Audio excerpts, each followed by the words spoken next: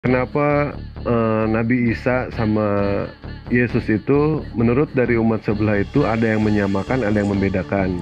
Oh. Sementara di Islam itu kami sepakat antara Nabi Isa dengan Yesus itu satu sosok yang sama, memiliki dua cerita yang berbeda. Gitu. Kalau di Islam dimuliakan, tidak ada yang namanya kata-kata kutukan sama sekali. Sementara di sebelah itu dikutuk. Kenapa Islam itu datang karena Allah itu Maha tahu. Kalau Nabi Isa itu akan dituhankan, Nabi Isa itu akan dikutuk, Islam datang untuk meluruskan itu semua, Bang. Ya. Kalau di dalam Bible itu berdasarkan dari sejarah. Sementara di dalam Islam itu berdasarkan dari firman. Yang namanya firman itu datang dari Allah langsung. Yang namanya firman tidak mungkin yang namanya ada kontradiksi. Berbeda halnya dengan sejarah. Sementara sejarah di dalam kitab mereka, itu pun kita tidak tahu penulisnya siapa. Tidak ada yang tahu. Bahkan saya pernah menantang kepada seluruh pendeta, andaikan ada yang tahu siapa bapaknya Paulus namanya siapa, saya besok habis maghrib kawin lagi, kalau ada yang tahu. Tidak ada yang tahu, Mas. Saya jamin 100%. Bahkan saya sempat yang namanya mencari literasi, baik dari Islam, ataupun dari Kristen, ataupun dari manapun juga, dari ateis. Tidak ada yang mengetahui siapa sosok Paulus ini, siapa sosok Lukas ini. Apa mungkin yang namanya Tuhan menurunkan kitab suci kepada orang yang tidak jelas? Tidak mungkin. Tapi lihat baginda Rasulullah SAW, dari 0 tahun sampai beliau wafat, itu ceritanya itu ada.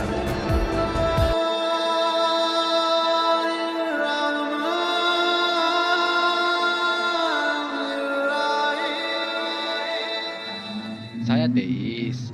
Oh, ateis.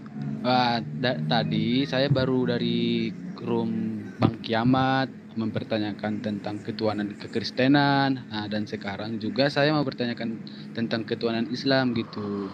Bagaimana Oke, siap Bang konsepnya Ako. gitu. Nah, bisa dijawab? Oke, siap Bang Ako, silakan Ya. Gurunda atau Bang Andi dulu, silakan. Langsung Banyuma aja Kalau boleh tahu, tadi Anda dijawab apa di sana di sebelah? Oh, seingat saya ya Pak ya.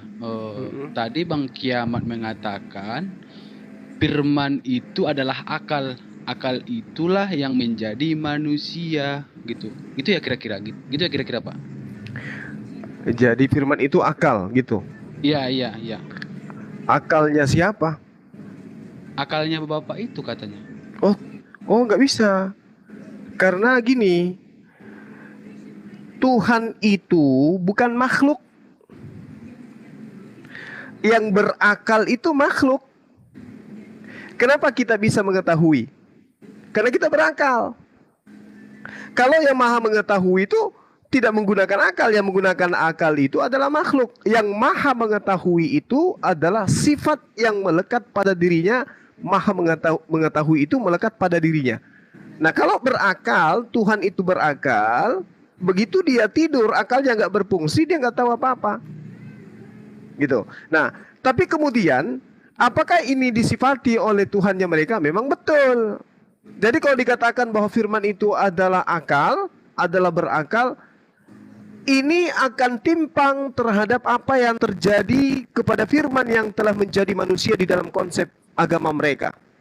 Itu satu dulu, sebelum kita masuk ke dalam ajaran konsep ketuhanan Islam. Kenapa saya katakan demikian? Coba kita lihat, aku tidak dapat berkata-kata dari diriku sendiri. Yohanes 12 nomor 49. Tadi katanya firman itu adalah akal. Berarti akal itu telah menjadi manusia. Setelah dia menjadi manusia, aku tidak dapat berkata-kata dari diriku sendiri. Apakah ini seperti ini akal? Tidak. Kedua, aku tidak dapat berbuat apa-apa dari diriku sendiri. Yohanes 5 nomor 30. Apakah akal seperti ini adanya? Tidak mungkin. Itu. Nah, sekarang ketika kita berbicara mengenai konsep ketuhanan di dalam pengajaran agama Islam, kita bisa melihat di dalam surah Al-Ikhlas. Ya.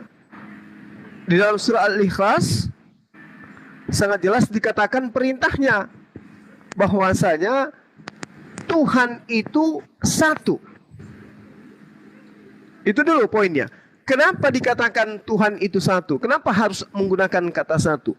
Karena untuk menjelaskan kepada manusia bahwasanya tidak ada satu penyebutan yang pas dicocokkan kepada Allah, kepada Tuhan, kecuali dengan bahasa yang digunakan oleh manusia, yang bisa dipahami oleh manusia.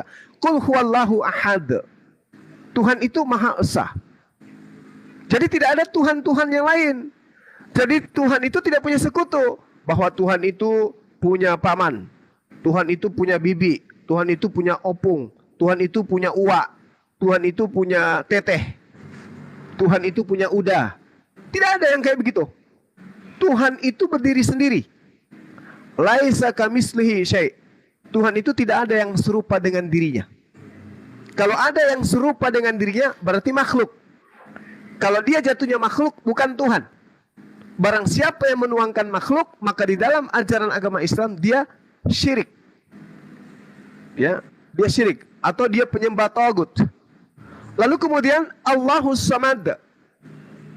Allah tempat meminta segala sesuatu. Nah, coba Anda sandingkan, Tuhan yang mereka sembah masih meminta atau tidak? Masih meminta. Kepada siapa? Kepada Tuhan lain. Esensi yang ada di luar dirinya. Sementara di Islam, Tuhannya itu adalah Allahus Samad. Allah tempat meminta segala sesuatu. Kemudian dikatakan lam yalid wa lam yulad. Allah itu tidak beranak dan tidak pula diperanakkan. Artinya Allah ini, Tuhan ini tidak bersilsilah. Dia tidak bersilsilah. Kalau dia tidak bersilsilah, berarti dia tidak dikategorikan sebagai makhluk. Tapi kalau bersilsilah, ada kakeknya, ada pamannya, ada bibinya, ada mamanya, itu bukan Tuhan. Itu hanya Tuhan-Tuhanan. Walam yakul lahu kufuwan ahad. Tidak ada yang setara dengan dia. Setara saja tidak ada. Apalagi kemudian diserupakan. Apalagi disama-samakan. Itulah konsep ketuhanan yang ada di dalam ajaran agama Islam. Jadi Tuhan kami itu bukan makhluk. Laisa kamitslihi syai'. Saya kira gitu untuk sementara. Silakan yang lain. Ya, ya. Tanggapan saya berarti Allah itu adalah istilahnya tidak diciptakan gitu, berdiri sendiri gitu, Pak Juma. Betul. Betul. Yang saya tangkap sih kayak gitu. Pertanyaan saya lagi, Muhammad itu siapa, Bang Juma 01? Iya, baik.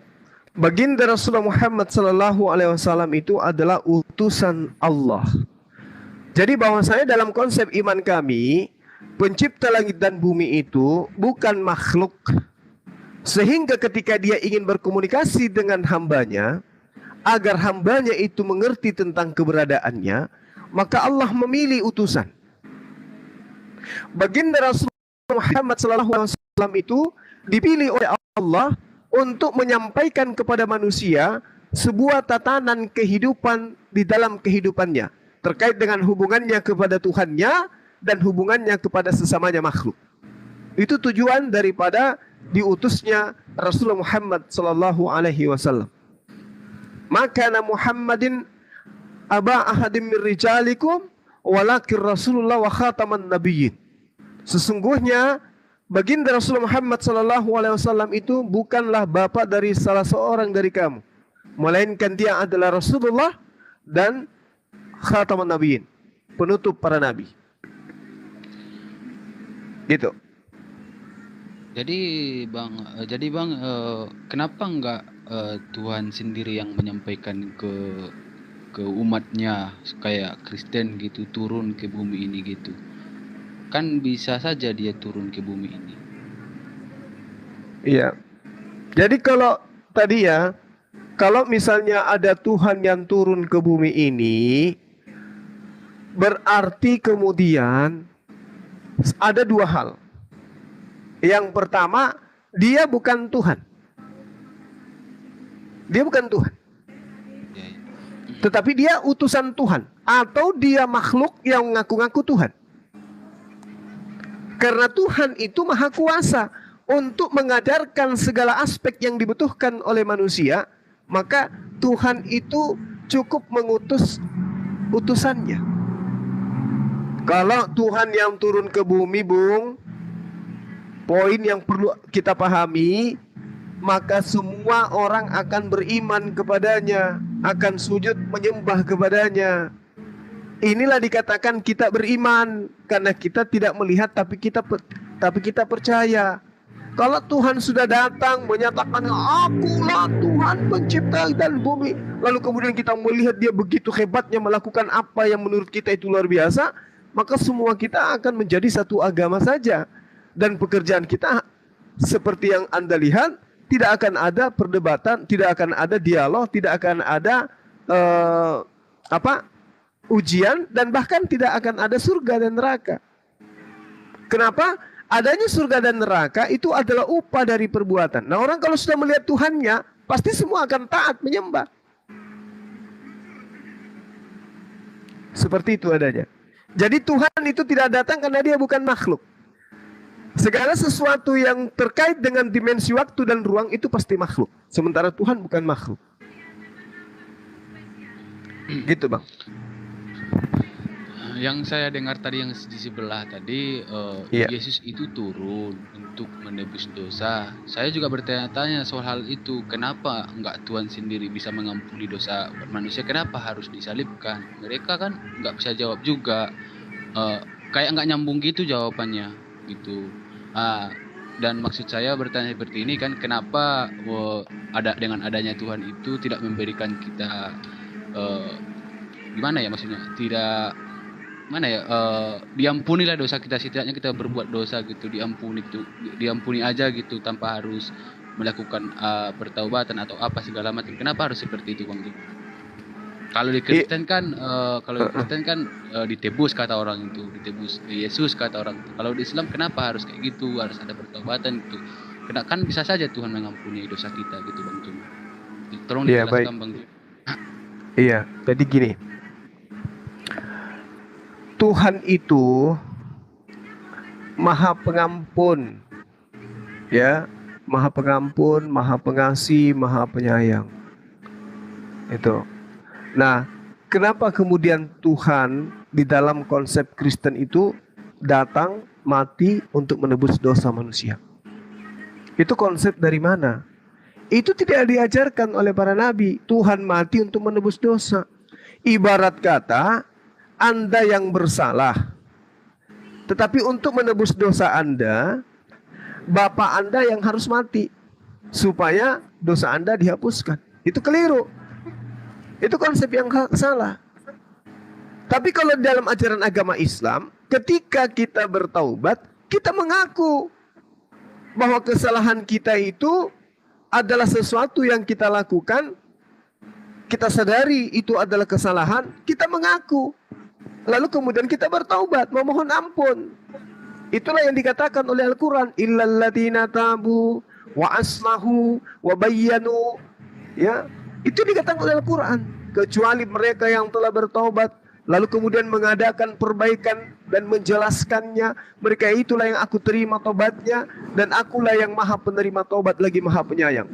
Jadi ketika ada orang yang mengaku dirinya bersalah, itulah orang yang diampuni. Innallaha yuhibbut tawwabina wa yuhibbul mutatahhirin. Sesungguhnya Allah menyukai orang-orang yang bertaubat dan menyukai orang-orang yang mensucikan diri. Nah, yang terjadi di teman kita, Tuhannya yang turun kemudian untuk menebus dosa manusia. Padahal sebelumnya dia mengatakan, terkutuklah orang yang tidak menjalankan Taurat dengan perbuatan. Bahkan dia menghardik orang-orang yang tidak mentaati perintahnya. Bahkan dia perintahkan, bunuhlah. Jangan kau biarkan apapun yang bernapas. Tumpaslah semua. Itu perintahnya. Tapi kok seketika dia datang sebagai manusia, justru dia yang terkutuk di atas tiang salib untuk menebus dosa manusia. Ini konsep seperti apa? Kalau di Al-Quran sangat jelas dikatakan bahwasanya barang siapa kemudian melakukan kemaksiatan, lalu kemudian bertaubat, memperbaiki diri, maka sesungguhnya Allah menerima taubatnya. Sesungguhnya Allah Maha Pengampun lagi Maha Penyayang. Innallaha ghafurur rahim. Ini yang diterangkan dalam Al-Quran. Jadi kalau kita bersalah, misalnya Anda bersalah kepada orang tua, masa iya orang tua Anda yang harus mati supaya dosa Anda dia hapuskan? Kita bersalah kepada bapak kita, supaya bapak kita itu mengampuni dosa kita, bapak kita mati dulu. Dia bunuh dirinya di atas tiang salib supaya bapak kita ini mengampuni dosa kita. Nggak mungkin kayak begitu. Tapi yang benar itu adalah ketika kita bersalah kepada bapak kita yang datang kepada bapak, memohon maaf, bersimpu di hadapannya. Bapak, maafkan saya atas kesalahan saya. Bapak yang penyayang, pengasih pasti akan merangkul anaknya. Aku ampuni, aku maafkan. Itu konsep dalam ajaran agama Islam. Seperti itu, Bang. Oke, Bang Juma. Kan gini, Siap. kalau jika Tuhan itu Maha Penyayang gitu, Maha Pengasih gitu, kenapa Tuhan itu tidak memberikan kebebasan kepada ciptaannya gitu, Bang Juma? Oke. Itu saya yang pertanyakan selama ini, Bang Juma. Baik. Jadi gini, kenapa Allah kalau penyayang dan pengasih tidak diberikan aja kepada hambanya? Pertanyaan yang sangat bagus. Kalau negara ini cinta kepada masyarakatnya, sayang kepada penduduknya, kenapa negara ini bikin peraturan? Kenapa pemerintah ini bikin penjara? Harusnya tidak usah, supaya masyarakatnya bebas. Yang mau membunuh silakan membunuh, yang mau memperkosa silakan memperkosa, yang mau merampok silakan merampok. Tidak usah ada hukuman. Supaya berwujud kasih sayang negara ini kepada rakyatnya. Apakah itu betul? Salah. Justru dengan adanya aturan Tuhan, wujud kasih sayang Tuhan. Contoh, ketika ada orang yang membunuh, maka hukum Tuhan adalah bunuh pelaku. Ketika ada orang yang mencuri, maka potong tangan si pelaku. Apakah itu kejam? Tidak. Itu wujud kasih sayang. Supaya manusia tidak membunuh. Supaya manusia itu tidak mencuri. Penjara itu adalah wujud kasih sayang dari negara kita. Diperlihatkan, pencuri hati-hati. Kenapa? Kalau kau mencuri, penjara. Itu, tapi kemudian meskipun sudah ada aturan-aturan seperti itu, masih dilanggar. Apa dalilnya? Wa iz qala rabbuka lil malaikati inni jailu fil ardi khalifah.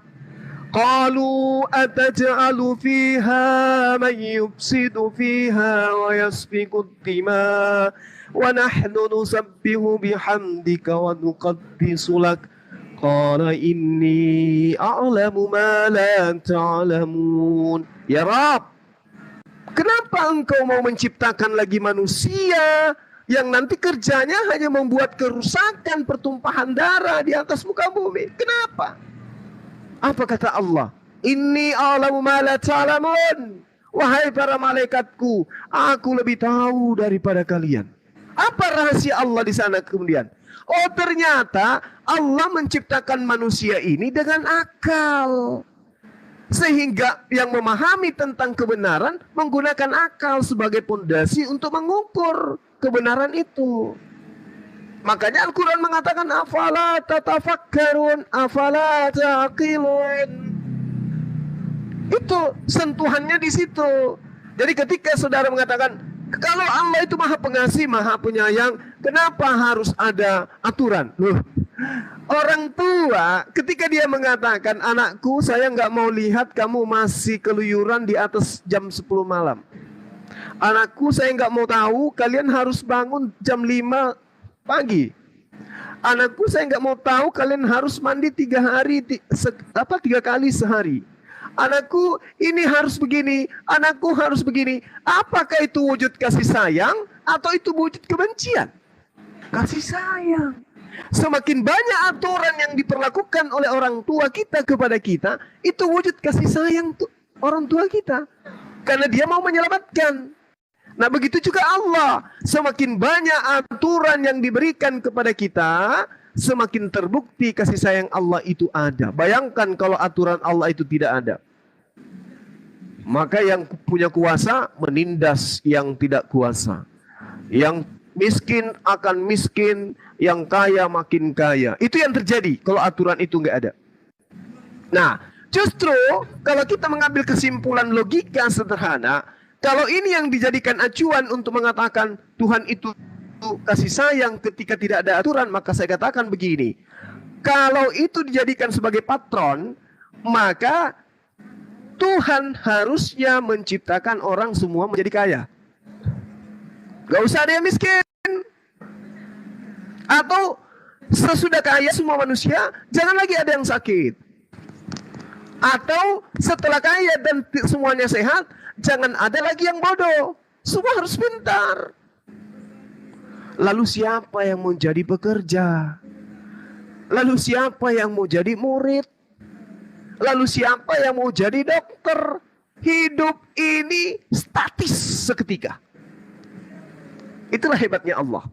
Jadi kalau dikatakan kasih sayang itu wujudnya harus begitu, maka saya katakan, saya bantu Anda untuk memikirkan, kalau itu yang jadi acuan, maka harusnya Tuhan menciptakan daun-daunan ini duit semua. Orang di dunia ini kaya semua, sehat semua. Jadi tidak ada yang harus menjadi prajurit, semua jadi presiden. Gak ada yang jadi pasien, semua jadi dokter. Gak ada yang menjadi murid, semua jadi guru. Hebat itu. Tapi tidak seperti itu. Makanya Allah mengatakan, inni a'lamu ma la ta'lamun. Silakan, mungkin kelamaan. Maaf. Lumayan menangkap sih bang. Cuman yang pertama tadi bang, Allah itu ya, Allah ya dalam Islam ya. Allah itu kan berdiri sendiri gitu. Iya. Kenapa nggak kelihatan gitu bang?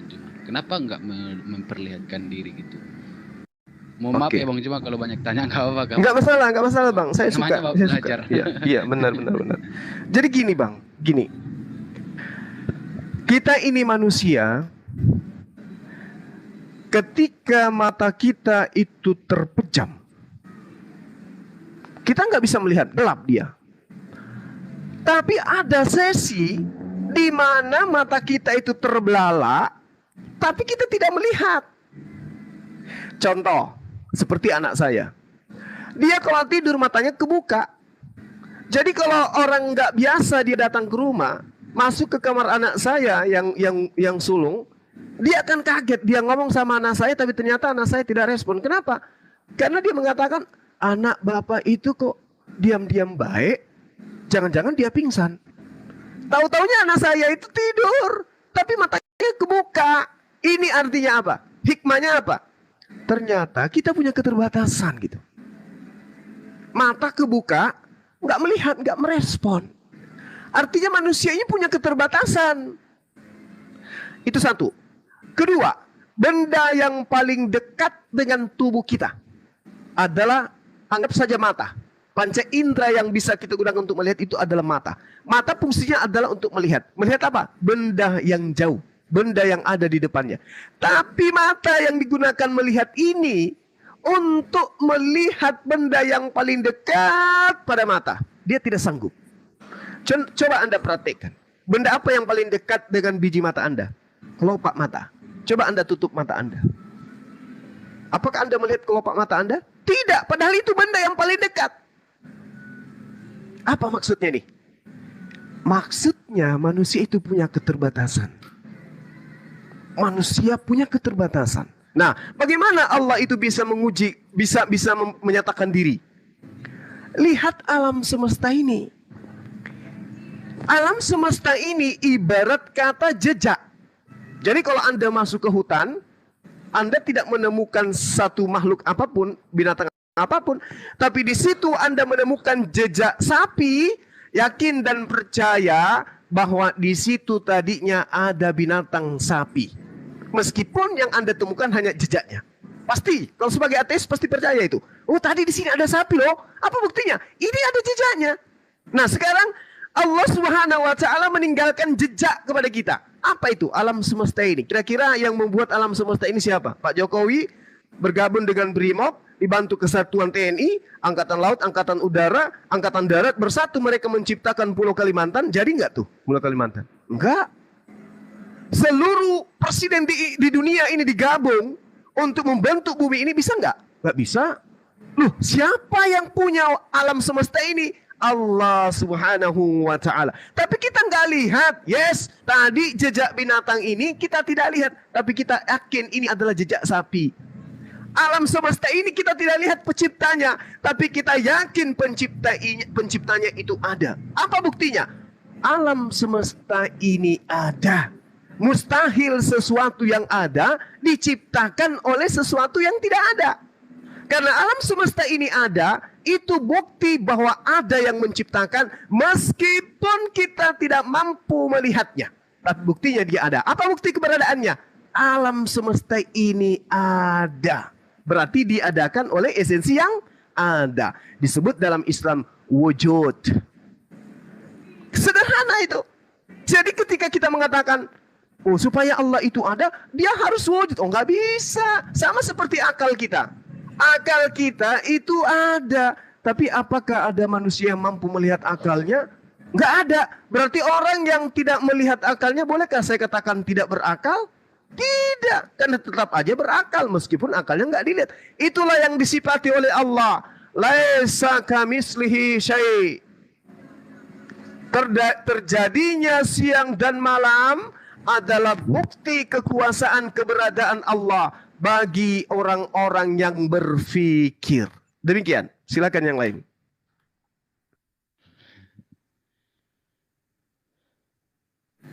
Silakan, ada yang mau ditanyakan lagi, Pak Ado? Atau mau Nggak apa-apa, pindah? banyak tanya abang-abang. Nggak apa-apa, nggak apa-apa. Tapi ya begini ya, Mas Ado ya. Mas Ado begini ya. Kalau misalkan toh untuk orang yang Pak Ako? Aku, Bang. Iya, Mas Ako, begini ya Pak bukan Ako. Ado. Baik, maaf.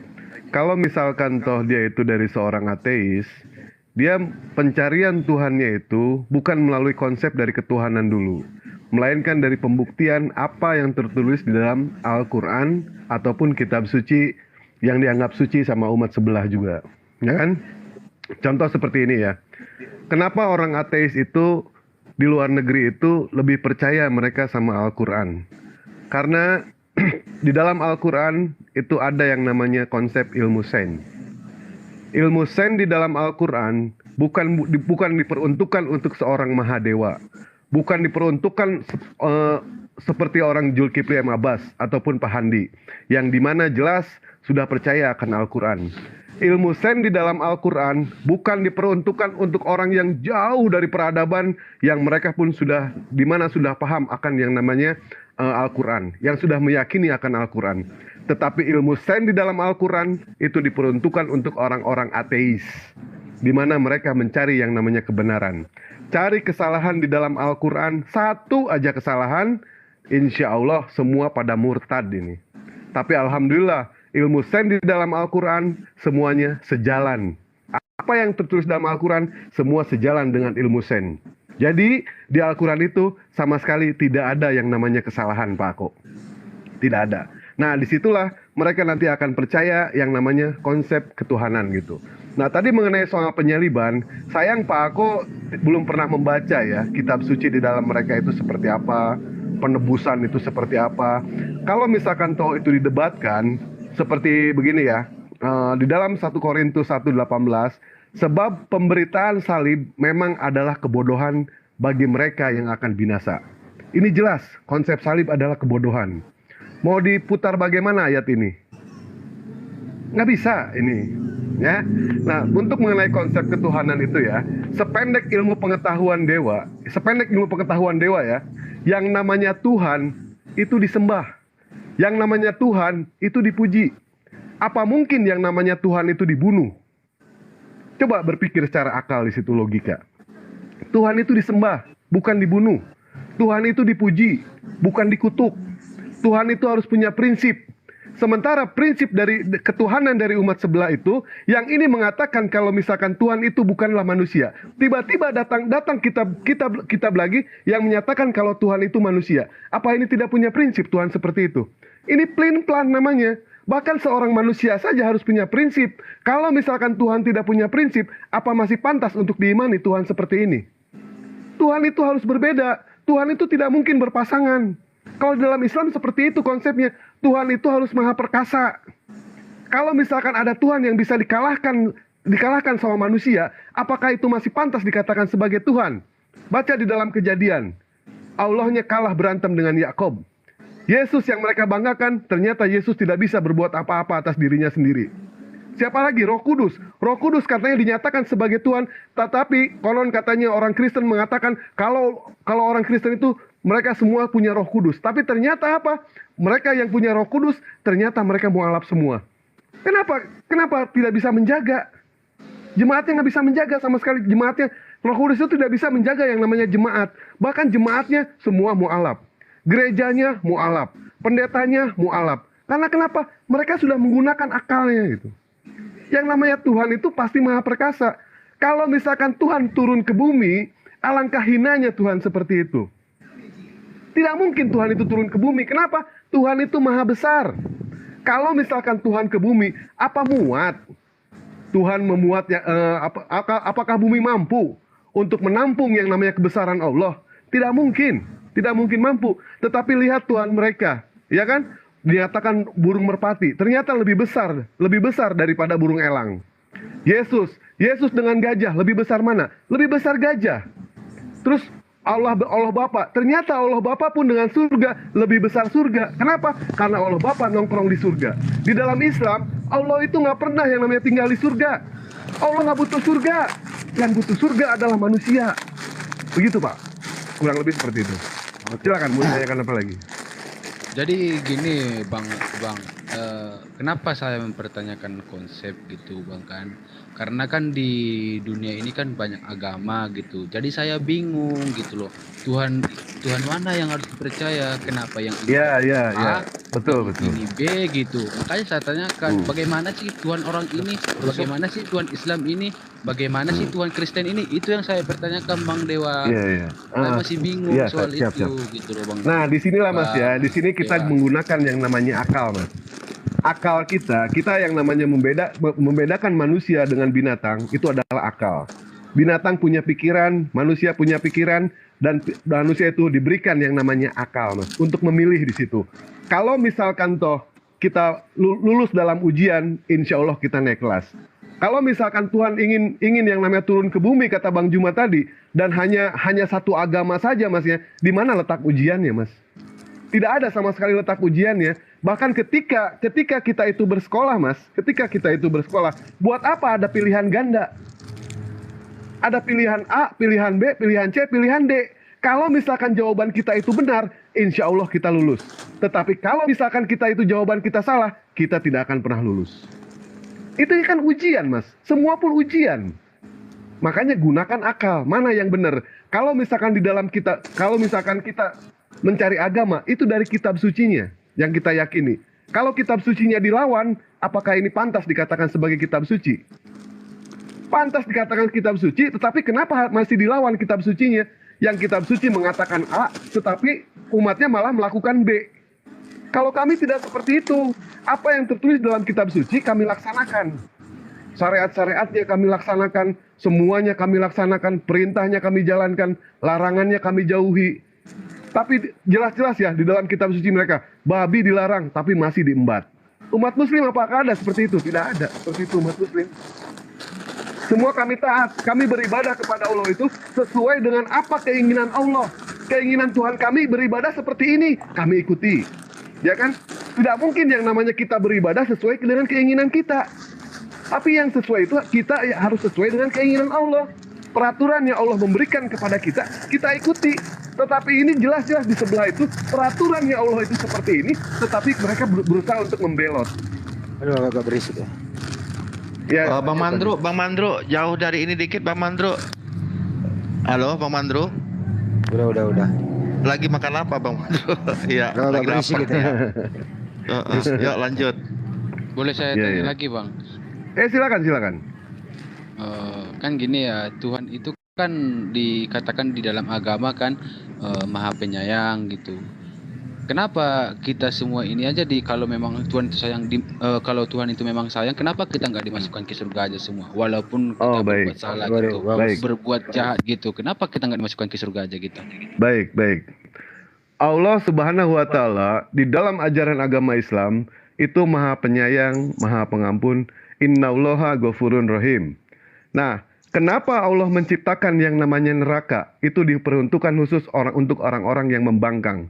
Ketika kita bersekolah, Mas ya, kita diberikan yang namanya ujian sama gurunya. Apakah jawabannya diberitahu, Mas? Saya tanya dulu ke Mas. Kita ujian nih di sekolah. Apakah jawabannya dikasih tahu sama guru? Jelas tidak.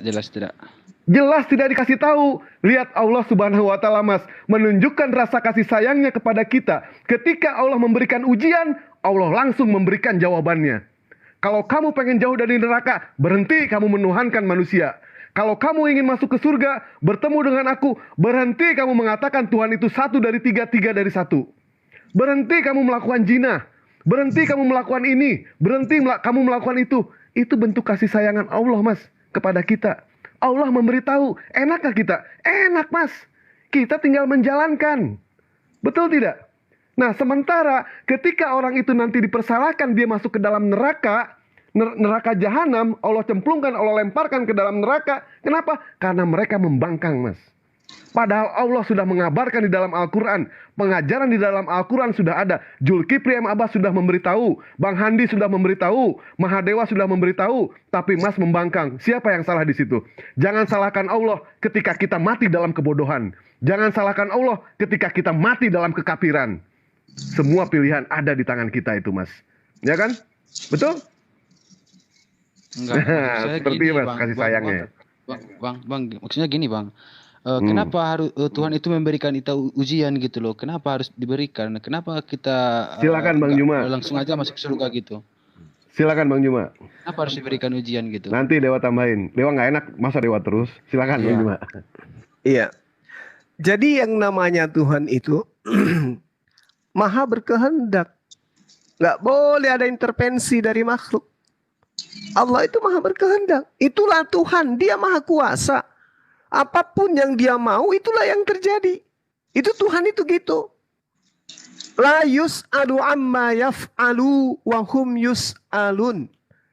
Allah tidak ditanya tentang apa yang dikerjakan. Tetapi makhluklah yang ditanya akan apa yang dikerjakan. Sama seperti ketika saudara tercipta seketika di atas muka bumi ini, tidak ada konfirmasi terlebih dahulu. Ya Tuhanku, ciptakan aku dalam rupa manusia. Tapi tunggu dulu.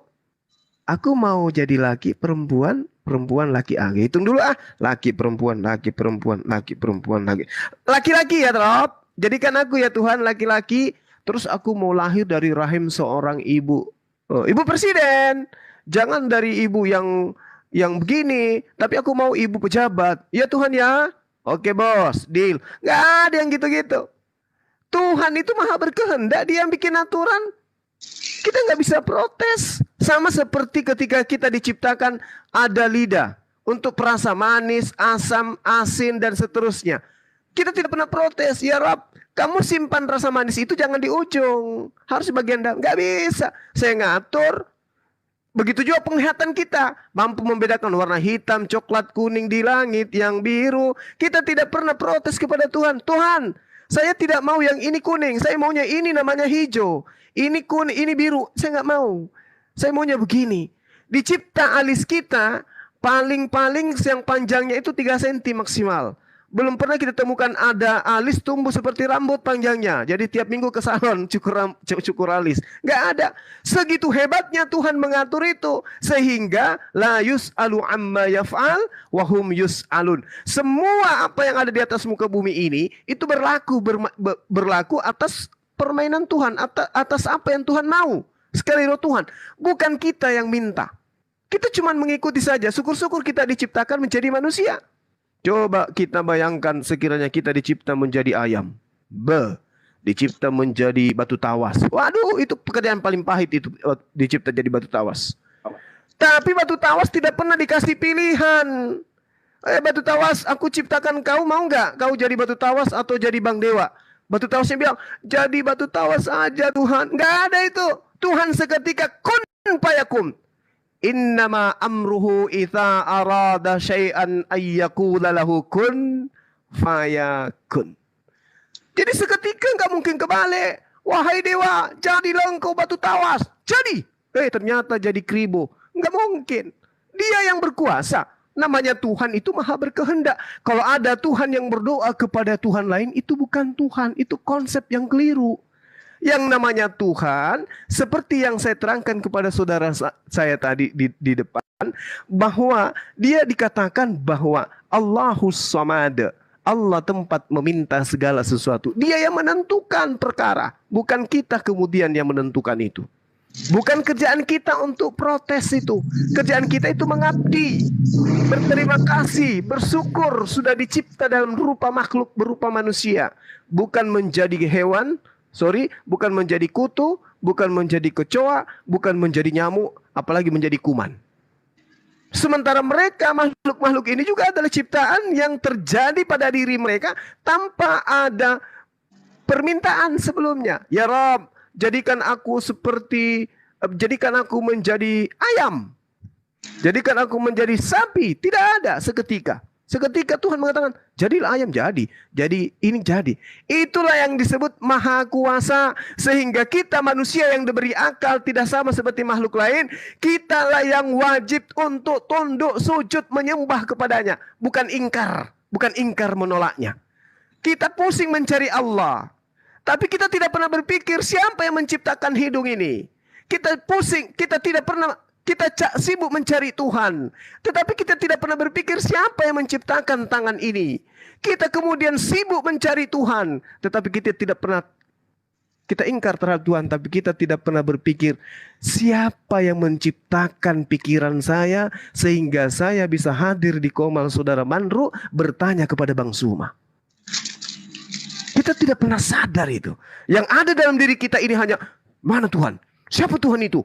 Apakah Tuhan itu ada? Kita tidak pernah berpikir, kenapa saya ada? Siapa yang membuat saya ada? Pasti ada esensi yang membuat saya ada. Karena sebelum saya ada, saya tidak pernah memproduksi diri saya sendiri. Karena sebelum saya ada, saya tidak pernah pesan di toko apapun supaya saya didatangkan dalam bentuk yang sempurna seperti sekarang. Berarti ada yang menciptakan saya. Siapa yang menciptakan saya? Cari.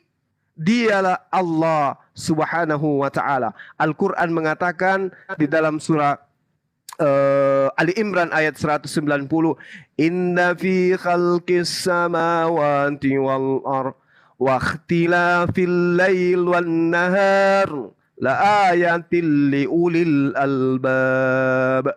Sesungguhnya dalam penciptaan langit dan bumi dan bergantinya malam dan siang, itu terdapat tanda-tanda bagi orang yang berakal. Kalau orang berakal pasti berpikir, ini kok bisa malam saat ini ya? Kira-kira di negara mana ini saklarnya dimatikan ini matahari? Besok pagi, loh kok bisa terang ini bumi ya? Kira-kira saklarnya di mana dinaikkan? Dan siapa yang menaikkan saklarnya matahari? Kok bisa terang? Bagi orang berakal, siang malam aja sudah paham. Pasti ada esensi otoritas tertinggi yang mengatur alam semesta ini. Dan itulah Allah Subhanahu wa ta'ala. Demikian. Silakan yang lain. Ya, tolong ya, jangan yang di bawah kayaknya menghujat saya gitu. Nggak usah lihat di bawah. Nggak usah lihat ke bawah, nggak usah Mas. Enggak. Tolong juga yang Kalau di Mas bawah. benar mau mendapatkan belajar. hidayah. Oke Bang. Belajar mencari Buat kebenaran. teman-teman saudara seiman yang di bawah, tolong dijaga tappingnya ya. Teman kita ini Enggak, itu sifatnya di sini bukan dia seiman. belajar, Bukan ya. yang seiman dia. Oh, bukan Dia yang seiman ya. Yang ini ya. Ya, tolong Nggak ya. apa-apa. Oh, Nggak usah dilihat. nanti di mute aja Bang Mandro. Jangan. Nggak apa-apa. Tapi Pak Ako, jangan melihat yang bawah. Jangan melihat yang bawah. Di ini aja, fokus. Fokus. Dan yang saya tangkap itu tadi kan berarti kan kita diberikan ujian, diberikan Allah gitu Bang Juma kan, diberikan Tuhan kepada kita dan kita tidak ditanyakan tentang apa pekerjaannya gitu Bang Juma. Tidak akan. Iya. Begini Bang, kita ini kan adalah sesuatu yang ada berasal dari sesuatu yang tidak ada. Nah, kalau pertanyaan saudara, apakah kita ini tidak dipertanyakan pekerjaan Tuhan kemudian kita ada? Pernah nggak saudara saya ini mikir, duduk gitu sambil ngopi campur masako, ada ayah, ada ibu, tiba-tiba Anda bertanya, ayah, kayak mana caranya ayah membuat saya dulu? Kepada orang tua kita aja itu tidak etis. Apalagi kepada pencipta kita. Ini wujud pengingkaran. Makanya Allah mengatakan la yus'alu amma yaf'alu wa hum yus'alun. Dialah Allah, tidak ditanya tentang apa yang dikerjakan, tetapi mereka lah yang akan ditanya. Saudaraku, apa gunanya kita pertanyakan pekerjaan Allah? Sementara kita sudah nyata ada dibuatnya. Kita ada ini sekarang. Apakah kita semakin ingin kufur, menjadi orang yang zalim? Orang zalim itu adalah ketika kemudian kebenaran sudah datang kepadanya, kemudian ditolak kebenaran itu. Ini jelas kita sudah ada. Orang yang paling hebat di atas muka bumi ini menurut sejarah catatan anak keturunan Adam itu siapa? Firaun. Dia punya harta, dia punya kekuasaan yang luar biasa. Terus siapa orang yang paling kaya? Qarun. Harta itu tidak ada yang terkalahkan di atas muka bumi. Mana mereka sekarang? Mampus. Apalagi kita yang makan aja masih terseok-seok. Mampus juga nanti. Lantas apa pertanggungjawaban kita kepada yang menciptakan kita? Hanya balik aja gitu. Begitu tiba nyawa pateok jadi tanah gitu. Udah habis, nggak ada lagi perkara. Nggak mungkin. Pasti ada perkara. Apa buktinya pasti ada perkara? Saya kasih contoh. Ada dua orang teman. Temannya ini punya anak. Masing-masing punya anak usia 5 tahun. Yang satu si Fulan kaya raya, yang satu miskin. Satu hari si kaya membelikan anaknya mainan. Si miskin lihat, anaknya si miskin juga mau dibelikan mainan. Tapi si miskin tak mampu membelikan apa-apa. Karena si bapaknya ini pemalas. Dia lebih suka mengambil secara instan. Begitu bapaknya anak ini, orang kaya ini pergi, dia mencekik leher anak itu. Mencekik, mengambilnya, merampasnya, membuang mayatnya di jurang. Tanpa sepengetahuan oleh orang tua tadi. Bahkan sepengetahuan siapapun, kecuali hanya dia dan Allah yang tahu. Hanya untuk mainan demi anaknya. Dikasihlah kemudian mainan itu kepada anaknya. Sampai semuanya terjadi. Tidak ada yang tahu kalau dialah yang membunuh anak ini. Anaknya si kaya. Tidak ada yang tahu. Sampai bapak ini meninggal. Bapaknya juga yang si kaya meninggal. Anak-anak ini juga semua meninggal. Kira-kira tadi yang membunuh ini tidak ada pembalasan nanti. Cuma segitu aja hidup ini rupanya. Hanya sebatas makan, membunuh, mati, udah selesai gitu. Beres. Lalu bagaimana pertanggungjawaban pekerjaan tadi? Apakah kita mau menanggalkan akal? Seperti hewan yang lain, makhluk yang lain, hewan layaknya hewan. Bahwa itu tidak akan dimintai pertanggungjawaban. Akan dimintai. Pasti akan ada kelanjutannya. Bahwa yang tadi, yang melakukan sesuatu kemungkaran, akan ditanya oleh pencipta. Itu udah pasti. Logika sederhananya seperti itu.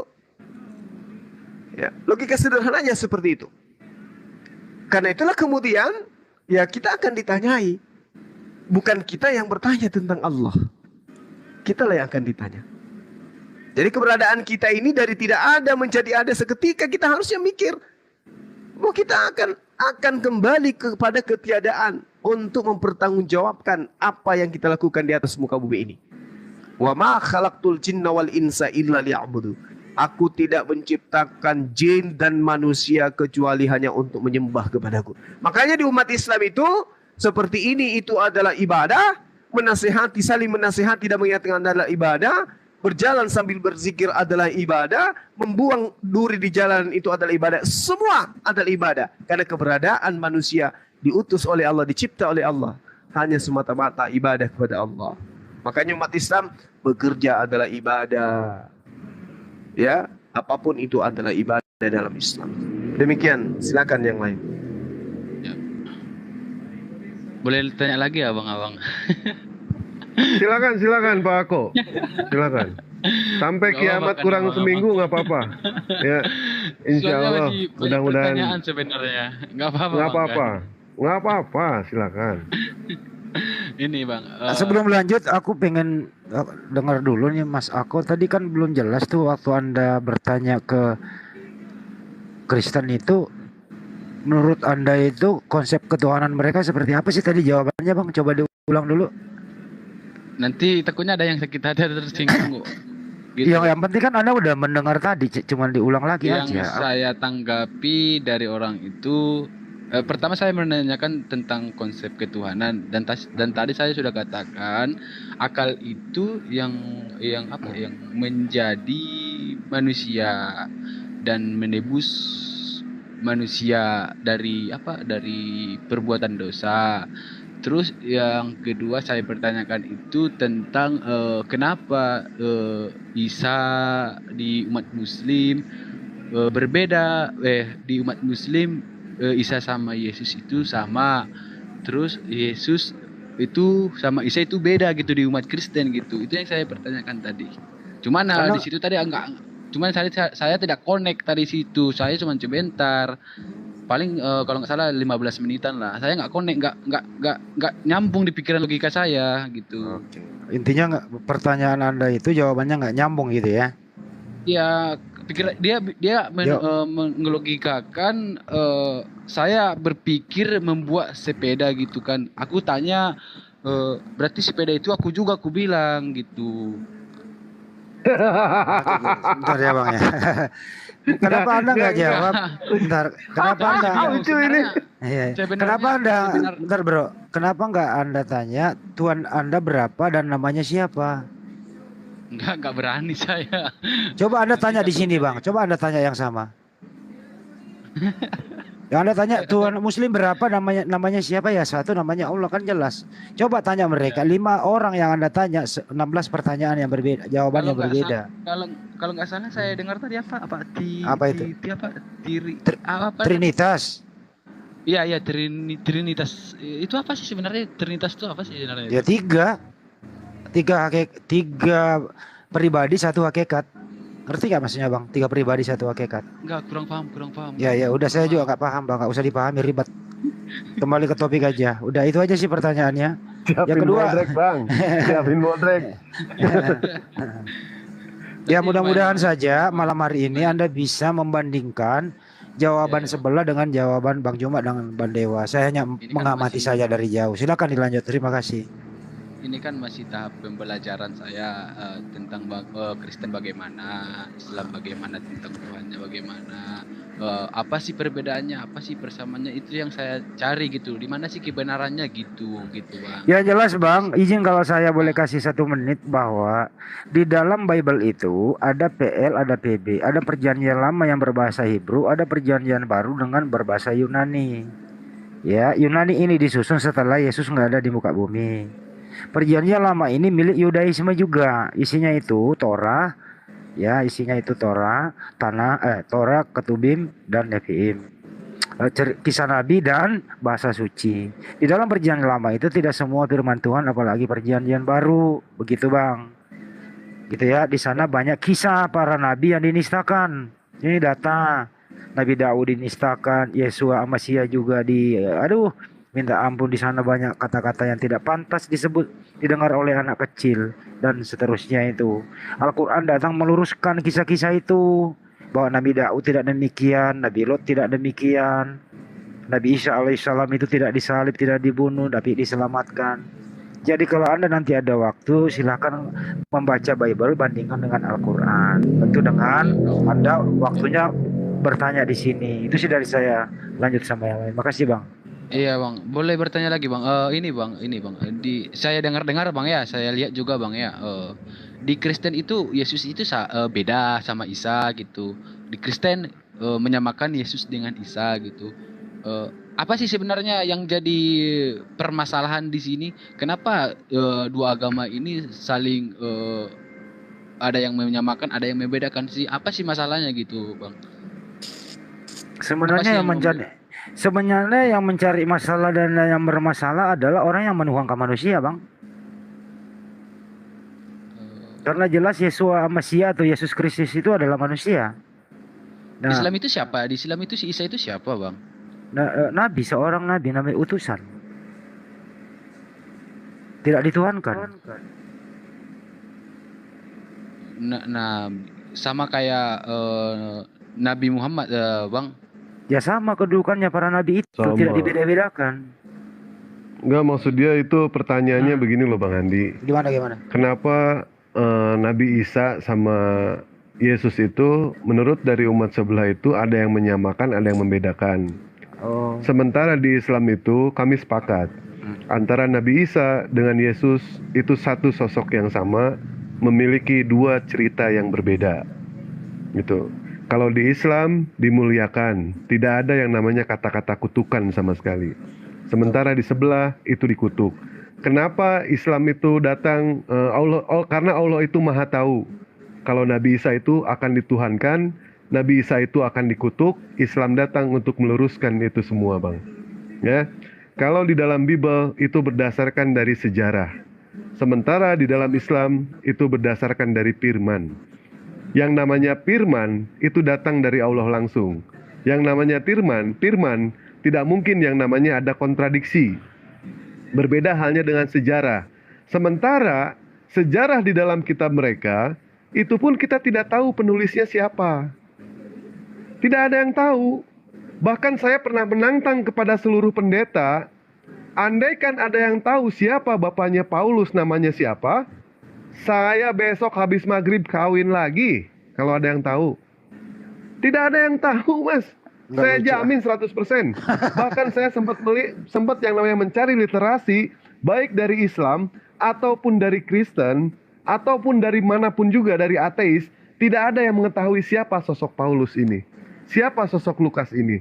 Apa mungkin yang namanya Tuhan menurunkan kitab suci kepada orang yang tidak jelas?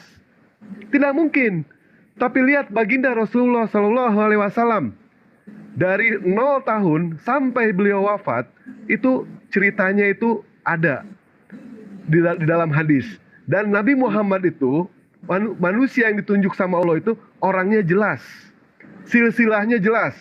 Dari mulai Nabi Muhammad, sampai kepada Ibrahim, sampai kepada Nabi Adam, itu ada. Ada, jelas Mas. Nabi Muhammad punya bapa namanya Abdullah. Abdullah punya bapa namanya Abdul Muthalib. Abdul Muthalib punya bapa namanya Hashim. Hashim punya bapa namanya Abimanap. Abimanap ke Kusai. Kusai ke Kilab. Kilab ke Mur'ah. Mur'ah ke Ka'ab. Dan seterusnya Mas. Saya hafal. Insya Allah saya hafal Mas. Itu silsilah Nabi Muhammad sampai kepada Nabi Adam alaihissalam. Akan berbeda dengan sebelah. Sebelah ini siapa gitu. Paulus ini siapa? Bapaknya ini siapa? Hanya disebutkan dia itu adalah suku dari Benyamin. Ini klaim. Klaim dari seseorang yang menulis kalau Paulus itu adalah dari suku Benyamin, ya kan? Dan dia mengaku sebagai Yahudi. Kalau misalkan sesuatu pengakuan dari seseorang, itu mudah Mas. Saya pernah mengatakan kepada Bang Juma ya, apakah seorang Bang Juma boleh mengaku kalau dia itu adalah keturunan Nabi Muhammad? Boleh. Apakah seorang Bang Handi boleh mengaku kalau dia itu adalah keturunan Fir'aun? Boleh. Kenapa tidak boleh? Cuma yang dipertanyakan di sini, bisa nggak untuk membuktikan itu semua? Kita dalam melakukan statement itu mudah, tapi pembuktian Mas. Apalagi ini mengenai konsep keselamatan. Yang namanya kita berbicara konsep keselamatan, bukti yang bicara. Jangan bicara jadi bukti. Kalau bicara jadi bukti, semua orang juga bisa. Tapi sampai hari ini silakan Mas tanya ke pendeta manapun juga, siapa bapaknya Paulus? Sampai nggak dia ke Yakob? Karena Yahudi itu datangnya dari Yakob, dari Nabi Yakob. Sampai atau tidak? Ternyata tidak sampai. Dan tidak tahu, tidak jelas. Berbeda halnya dengan Nabi Muhammad SAW. Beliau pada saat beliau dapat julukan yang namanya Al-Amin, manusia yang paling jujur. Akan berbeda dengan umat sebelah. Saya tidak usah menyebutkan ya ayat-ayatnya ya. Di sini sudah tahu semua. Bagaimana sifat Paulus itu, ya kan? Tapi orangnya jelas, itu tidak jelas sama sekali. Kalau Nabi Muhammad, alhamdulillah. jelas semuanya, Mas. Begitu, Mas. Kurang lebih. Ya bang, ya bang. Mungkin Bang Juma mau menambahkan atau mau tidur atau mandi dulu Bang Juma supaya seger. Udah cukup itu. Enggak lah, belum lah. belum dia belum puas kayaknya nih. Apa Ya, yang belum puas? belum Apa yang puas, belum meragukan? puas. Iya, Masih apa belum yang puas. meragukan? Bentar bang. Iya. Tapi jangan Nanti paksa Mas orang. silakan tanyakan ya Mas ya kepada umat sebelah, siapa bapaknya Paulus, siapa bapaknya Lukas. Dia mengaku Bang, katanya Yahudi, tapi sampai atau tidak? Sampai detik ini pun tidak diketahui siapa orang-orang ini. Kalau di Islam kami tidak bisa seperti itu, Mas. Bahkan ada yang menulis hadis, walaupun orangnya jelas ya, tetapi di mana notabene-nya dia pernah meninggalkan sholat atau dia pernah berbohong, hadisnya kami tolak, Mas. Kami tolak Kalau hadisnya. kalau saya sih nanti abang kalau diskusi sama mereka, saya cuma pertanyaan singkat. Misalnya ada 5 orang Kristen di situ, tanya aja, Tuhan kalian berapa dan namanya siapa? Pasti membutuhkan waktu 6 hari untuk menjawab bang. Serius. Kalau kami ditanya begitu, 1 detik clear. Serius. Ini konsep ketuhanan lo, Iya, pondasi ini lo, pondasi lo bang. Sebenarnya saya juga agak bingung juga soal penjelasan tadi.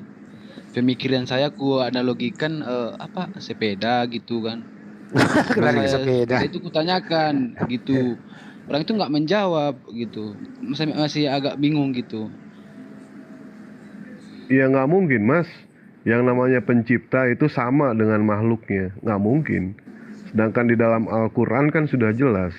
Laisa kamitslihi syai'. Udah jelas itu. Ya kan? Tuhan itu berbeda, Mas, dengan makhluknya. Tuhan tidak mungkin sama. Andaikan Tuhan disamakan dengan makhluknya, berarti Tuhan ini tidak punya prinsip. Tuhan seperti ini. Boleh, ya bang. Boleh bertanya lagi bang. Nanya aja terus, nggak apa-apa. Nanya. Jadi tujuan Tuhan itu menciptakan manusia ini apa sebenarnya bang? Itu untuk beribadah. Tadi kan Bang Juma udah menjelaskan. Tidaklah aku ciptakan manusia dan jin, melainkan untuk ibadah. Dan ini pun sempat digoreng ya. Sempat digoreng sama umat sebelah. Bagaimana bisa yang namanya kita BAB katanya, BAB, kita itu beribadah. Oh, BAB jelas ibadah. Dari mulai kita bangun tidur sampai kita tidur kembali. Dari mulai kami dilahirkan sampai kita menutup mata, semua ibadah, Mas. Apa buktinya? Kalau misalkan kita masuk kamar mandi itu ibadah. Dalam masuk kamar mandi, kita dianjurkan untuk membaca doa masuk kamar mandi. Itu ibadah tidak? Ibadah itu. Keluar dari kamar mandi, kita membaca doa lagi. Keluar dari rumah, kita membaca doa. Kita bekerja, membaca doa, ya kan? Membaca dengan kejujuran.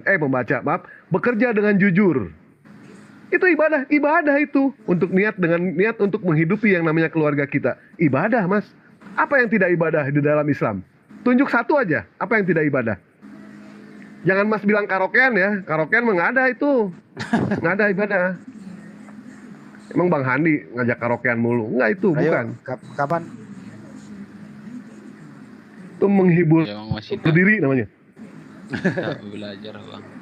Masih tak belajar. Boleh. Boleh nggak Bagaimana, Bang besok-besok Ako? saya mau besok-besok saya masuk lagi mau bertanya gitu. Boleh nggak? Boleh banget. Sampai saya Cuma menemukan, Abang menjamin nggak kalau besok masih hidup lagi, Bang?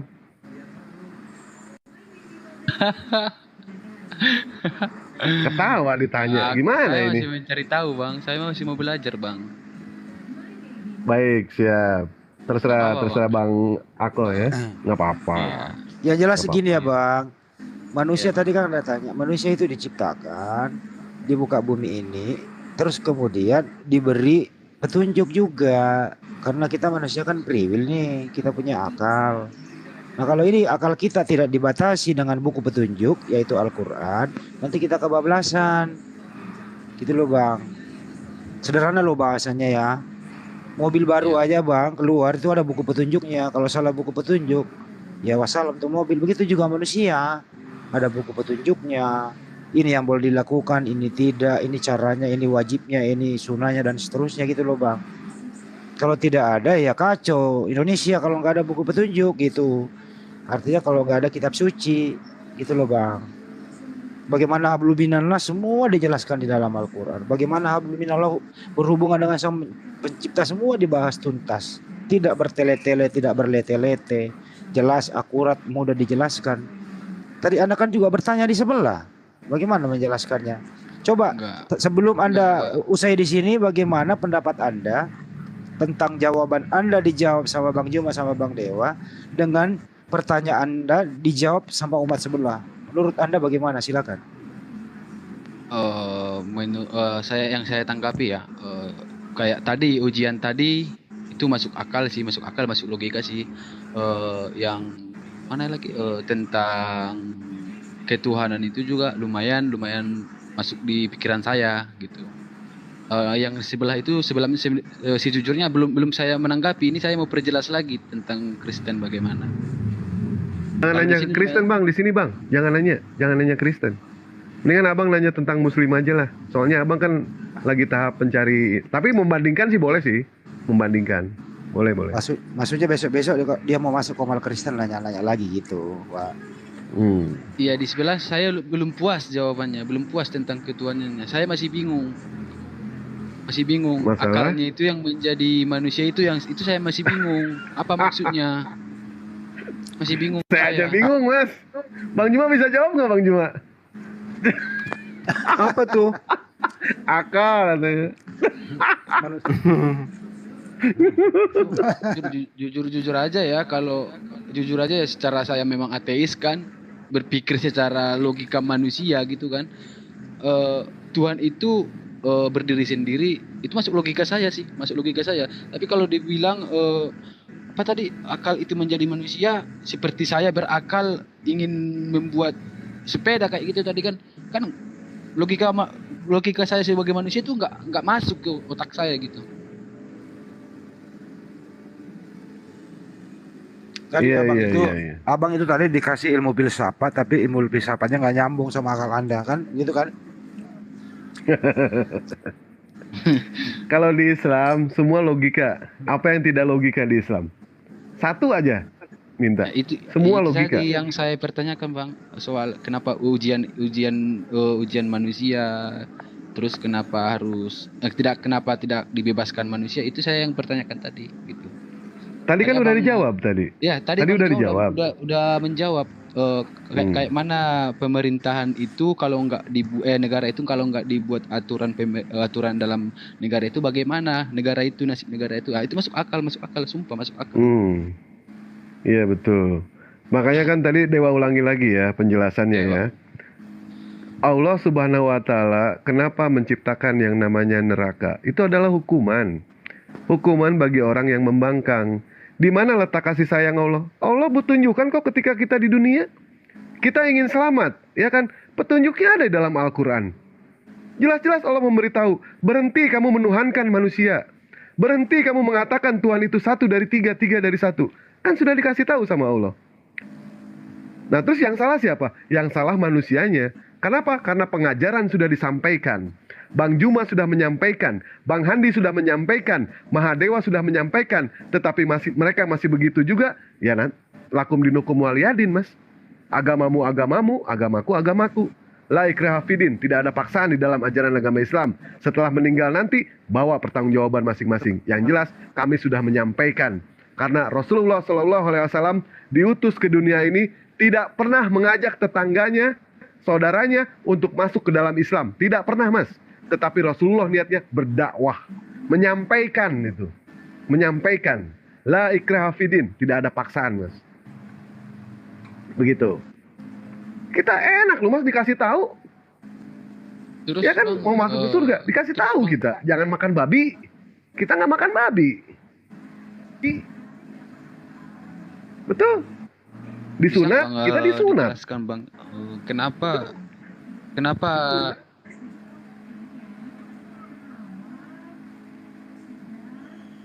Apa? Kenapa? Apa ini mesti dijawab apa? Gue bingung ini. Kenapa doang? di mute gitu kan, maksudnya dia lagi minta pertanyaan gitu. Minta pertanyaan, Bang, cari HP ku pertanyaan ngelek, Bang. dulu. Ngelek Oh, HP ku, Bang. ngelek. Saya kirain kenapa di Ngelek, mute Bang. Sorry, gitu. Bang. Sorry, Bang. Sorry, Bang. Iya. Jadi kenapa HP-nya ini jelek? Ya karena Mas sorry, Bang, tidak sorry. punya uang.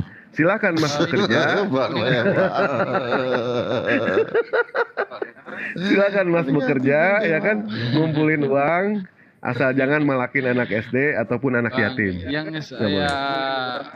yang ya Bang. Ya Bang. Yang saya yang membuat saya tidak percaya tentang agama, Bang, kan.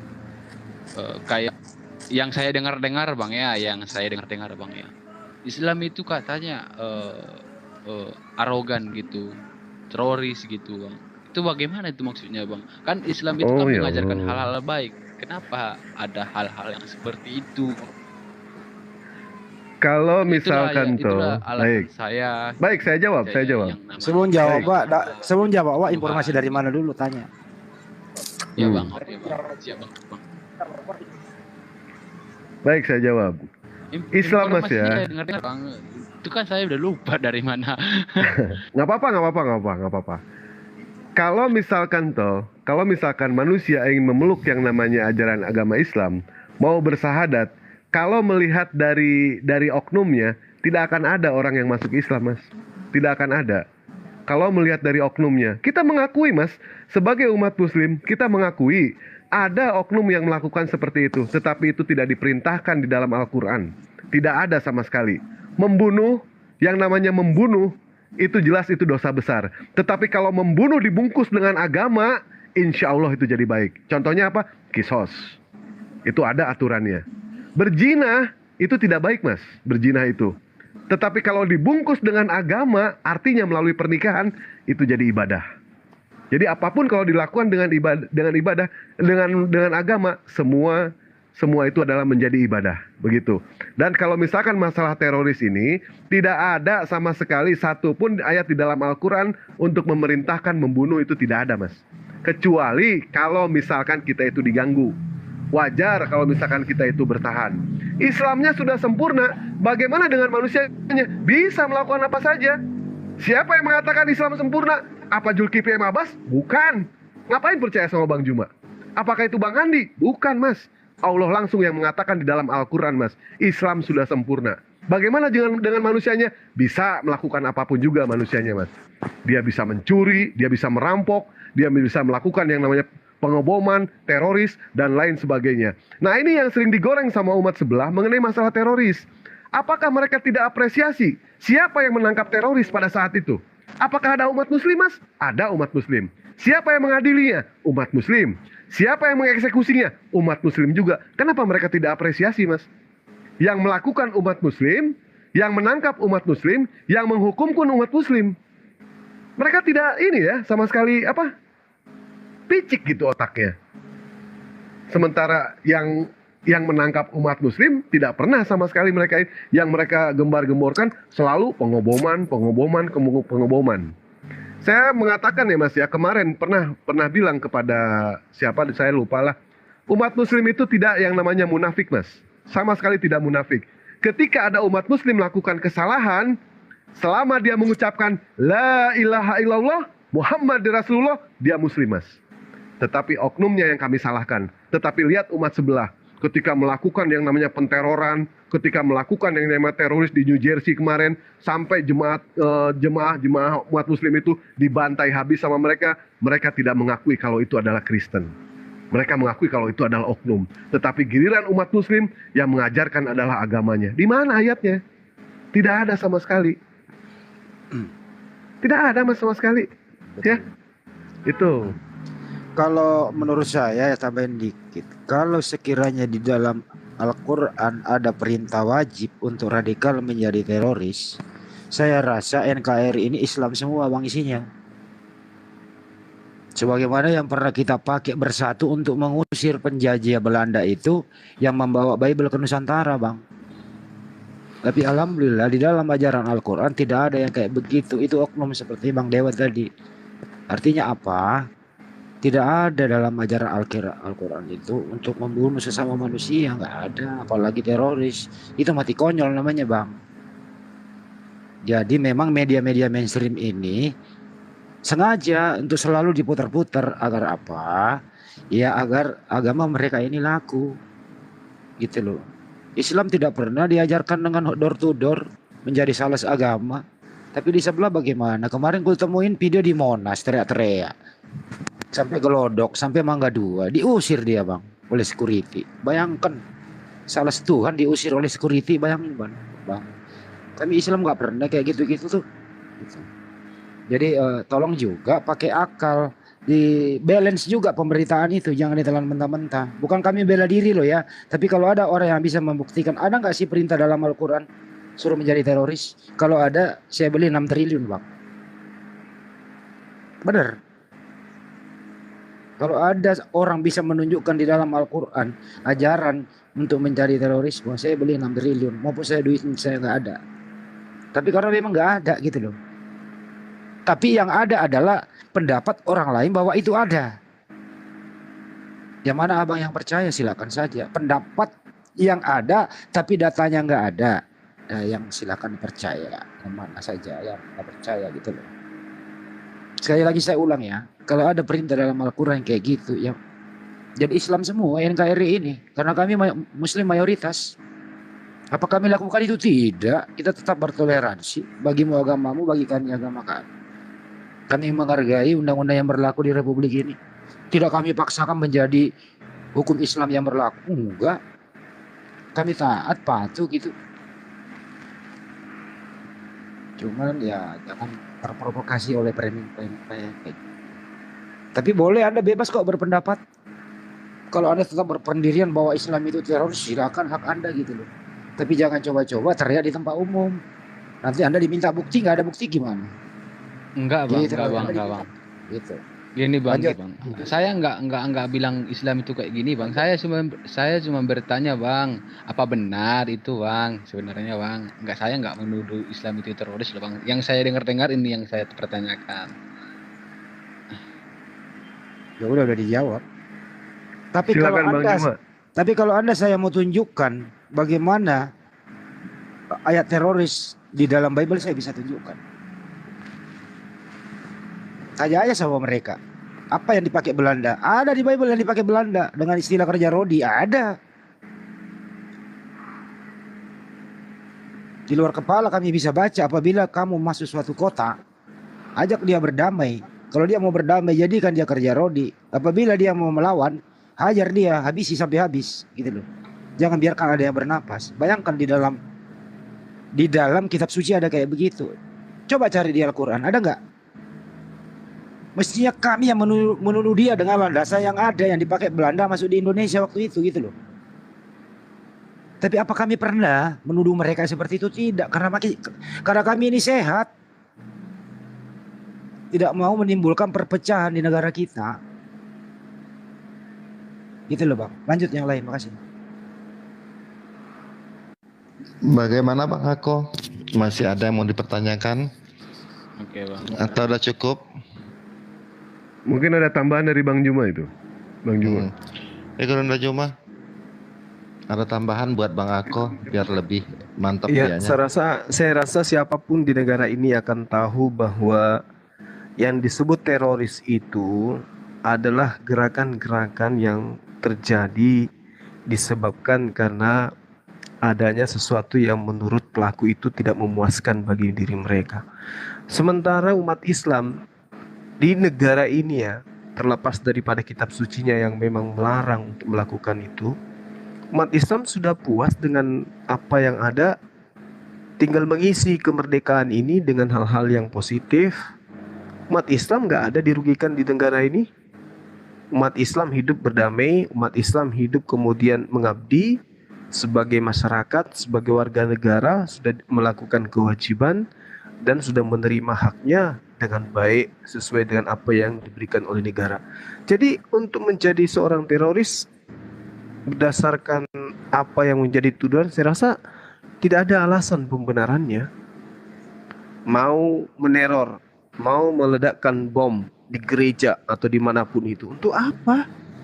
Kalau umat Islam itu meyakini hal seperti itu, ketika mereka berhasil mengusir penjajah, maka semua tempat ibadah penjajah itu rata dengan tanah. Semua pengkhianat-pengkhianat ya Nusantara yang berkongko dan berkongsi dengan penjajah pada masa itu sehingga mereka menjadi pengikut agamanya, sudah kita habisin dan kita suruh kembali ikut dengan majikannya pulang ke negaranya. Tapi faktanya tidak.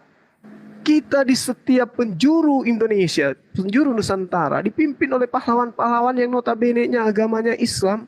Tidak ada di antara mereka yang menyerukan hancurkan tempat ibadah Belanda, nggak ada. Hancurkan budak-budak Belanda yang masih tersisa, nggak ada. Kita biarkan pahlawan Islam membiarkan mereka untuk beribadah, mereka untuk kemudian melakoni agama majikan mereka. Nggak ada yang kita bantai, nggak ada. Apalagi sekarang kita sudah merdeka, hidup berdampingan, bersatu, ya, berdaulat, adil dan makmur. Terus untuk apa teror-teror itu? Nggak ada. Apalagi Al-Quran memang tidak mengajarkan itu. Jadi itu hanya, menurut saya pribadi itu hanya settingan gitu loh. Hanya settingan. Harusnya kalau umat Islam itu mau menjelek-jelekkan agama saudaranya, maka umat Islam garis keras yang tidak menggunakan rasa keprimanusiaan sampai dia membunuh manusia itu bomnya ke masjid. Supaya gereja Kristennya yang dicaci maki. Supaya orang Kristennya yang dianggap teroris. Jadi saya rasa ini settingan. Karena kalau bukan settingan, tetapi ingin menjelekkan Islam, maka tentu kalau tujuannya untuk menjelek-jelekkan Islam, maka perilaku yang bisa mendatangkan hujatan kepada Islam yang mereka lakukan. Tapi kalau benar-benar murni, kemudian ingin membuat Islam ini menjadi baik, tidak mungkin kemudian dia ngebom gereja, nggak mungkin. Dia akan mengisi kemerdekaan ini dengan bagaimana bisa membangun ya masyarakat yang adil dan makmur, bukan dengan cara ngebom gereja, bukan, nggak seperti itu.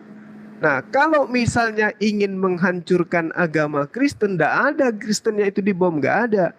Tapi kalau garis kerasnya mau, orang-orang ini mau, maka coba masjid aja yang kalian bom. Pasti pikiran orang, pasti ini dari Kristen yang membom. Pasti gitu. Nggak mungkin Islam bom Islam, nggak mungkin.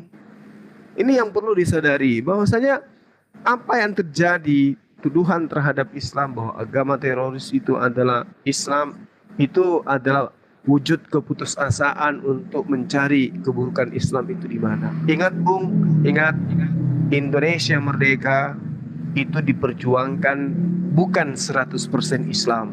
Betul, memang iya ada juga dari teman-teman kita yang beragama lain yang ikut serta di dalam memperjuangkan kemerdekaan. Tetapi ingat, 100% penjajah Nusantara itu non-Muslim, non-Islam. Pahami itu. Saya ulang, tidak 100% umat Islam yang memperjuangkan kemerdekaan. Tapi 100% yang menjajah Nusantara itu adalah non-Islam. Saya kira sahabat saya ini udah paham maksud saya. Demikian dari saya, terima kasih. Ya bang. Gimana Bang Ako? Masih udah puas dengan apa yang disampaikan oleh gurunda-gurunda kami? Lumayan menangkap sih bang. Tentu saja saya pengen belajar lagi di sebelah kayak Siapa? mana, di sini kayak mana. Saya baru seminggu mengikuti yang seperti ini sih. Jadi panggilan Siapa, untuk Bang? belajar itu ada gitu. Islam bagaimana, Kristen bagaimana gitu. Siap Bang?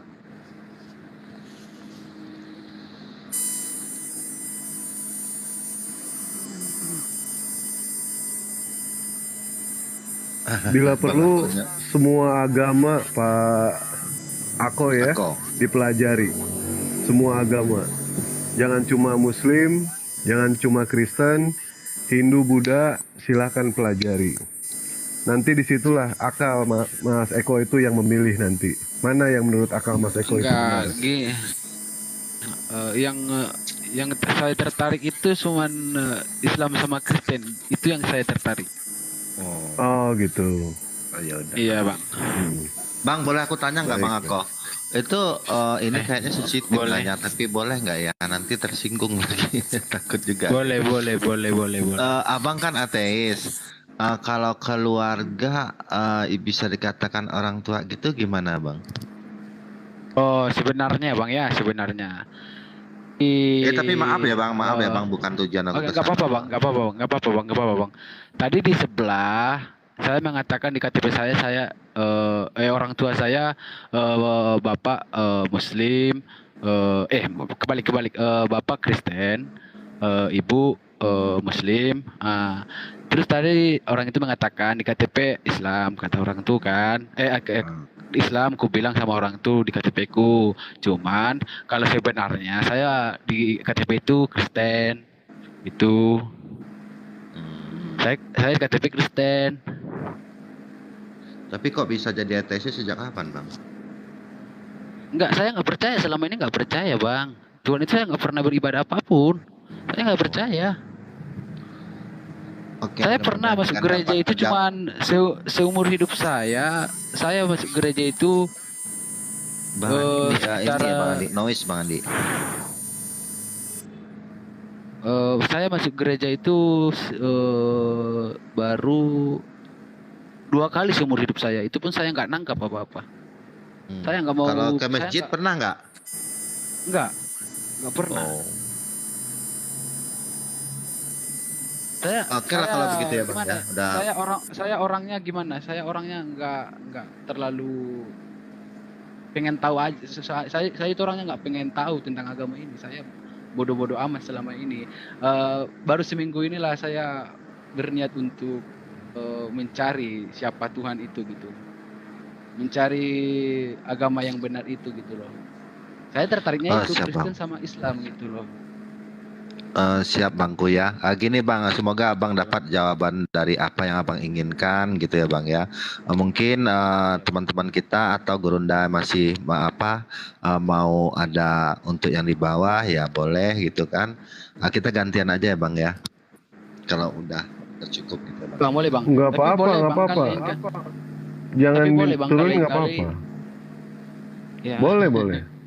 Boleh. Enggak kalau Kita memang lihat saya hostnya mau dulu nih. saya Aku baru- bilang host, kamu masih ada nggak host? Biasanya host ini tukang tidur ini. Kebiasaan biasanya. Host, halo. Mandru. Nah, kan udah tidur dia ini emang kayak gini. Halo Mandru. Telepon dulu ntar.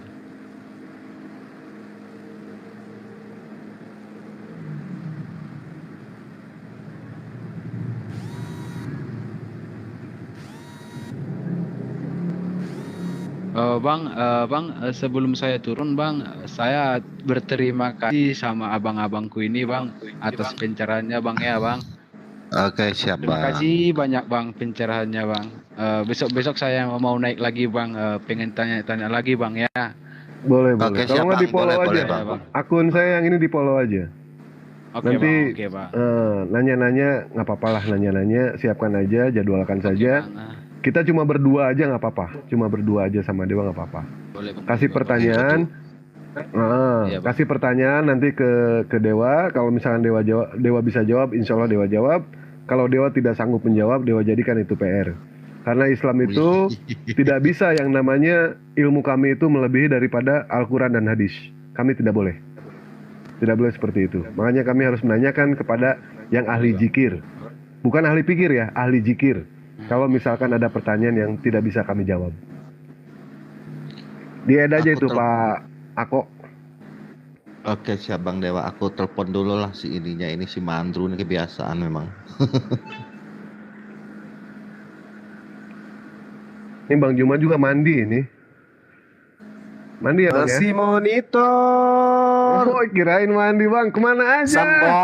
Astagfirullahaladzim. 15 tahun nggak ngobrol ini. Gimana Bang? Itu lagi. Sehat. Pasti paling ujung-ujungnya mau beramal. Oke, mau Dasar kuda sama lumping. Nyonya De dong. Kalau mau sama Nyonya De, ya langsung diramal 2 sama Dewa. Gimana? Jadwalkan saja ya. Kapan aja terserah. Bang Handi mana dia? Bang Andi kepental. Oh, kepental dia. Ini Mandru udah bangun kayaknya. Mandru, halo. Halo Mandru.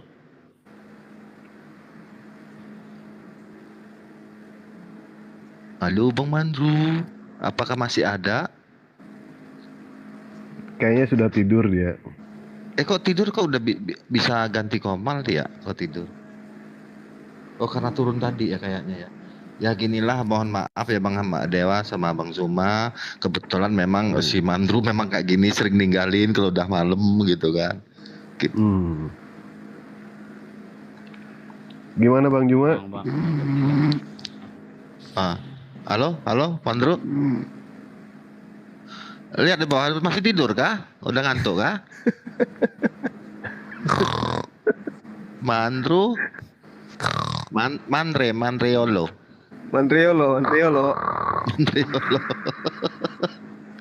Biasa Bang Zuma kalau aku di sini Bang Dewa ya pasti itu. Bang Dewa gimana itu? Jadiin lah Bang Dewa kalau memang iya udah deket.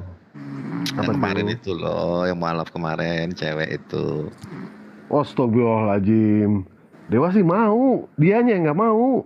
Walah, yang bermasalahnya itu dari dianya atau bukan dari Bang Dewa? Dari dianya, iya. Sementara dia minta maharnya aneh juga Bang Juma ya. Dewa sendiri nggak sanggup. Bisa? Iya dia minta maharnya itu kain kapan. Itu yang Dewa nggak bisa. Belikan aja ini karung terigu, belikan. Di belender. Oh ini loh Bang Juma, Dewa mau nanya. Kan waktu kemarin waktu istri Dewa itu hamil, beliau itu ngidam sudah ngidam Bang. Nah sementara ngidamnya ini tidak Dewa kabulkan gitu. Kira-kira dosa nggak Bang? Dewa pengen nanya ini. Soalnya ngidam ini Bang. Ngidam terus dia minta sesuatu tapi tidak Dewa kabulkan, maksa. Kenapa? Tapi Dewa nggak mau. Kenapa? Nah kata Ustadz harus dikabulkannya itu sekarang, ternyata setelah anaknya melahirkan kalau bisa gitu Bang. Anaknya melahirkan? Ya maksudnya anak Dewa sudah melahirkan nih, sekarang harus bisa Punya cucu gitu? Maksudnya begini, istri Dewa melahirkan, istri. Bukan anaknya melahirkan. Ini sudah mulai praktekan Markus 5 juga ini kayaknya. Dosa nggak Bang itu Bang kalau ngidam Bang? Memang dia ngidam apa?